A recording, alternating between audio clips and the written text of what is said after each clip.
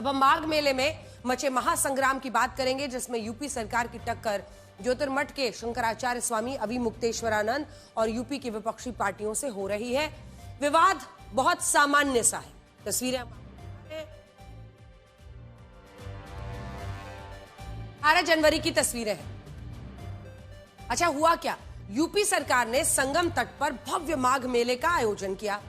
मौनी अमावस्या के दिन यानी 18 तारीख को स्वामी अभिमुक्तेश्वरानंद अपने शिष्यों और अनुयायियों के साथ संगम नोस पर स्नान करने के लिए जा रहे थे। इस दौरान वो अपने पूरे काफिले के साथ थे।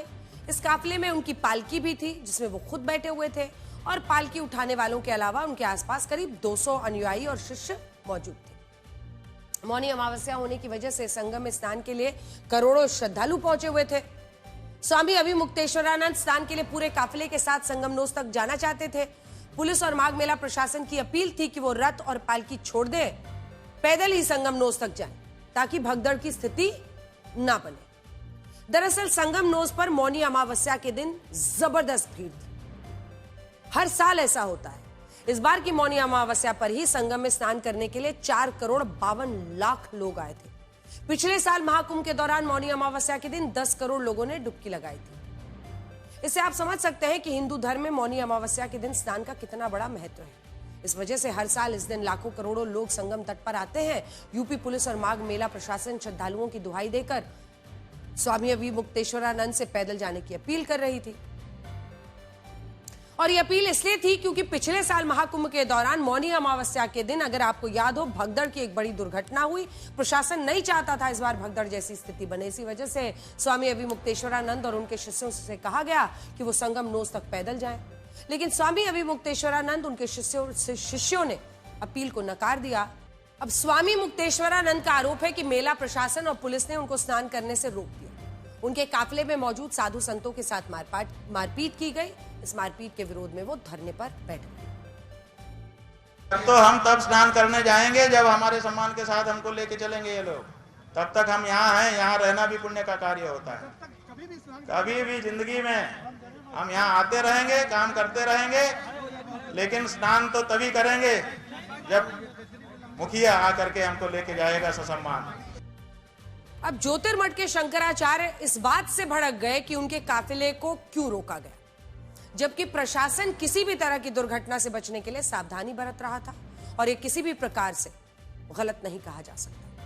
पुलिस कमिश्नर यही वर्जन कह रहे हैं।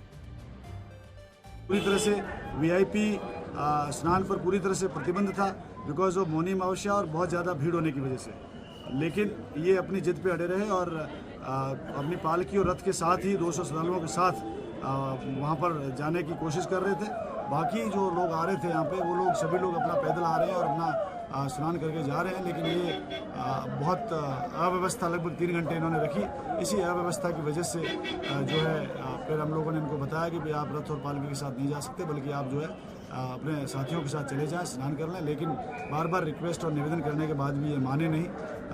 ये इस संबंध में हमें यह कहना है कि इन्होंने जो बैरियर तोड़ा और यहाँ जो पुलिस के साथ धक्का मुक्की की, उसके संबंध में हम वैधानिक कार्रवाई करेंगे। संत समाज भी ये समझता है कि भीड़ में दुर्घटना की संभावना रहती है, इसलिए तय की गई व्यवस्था के हिसाब से चलना चाहिए।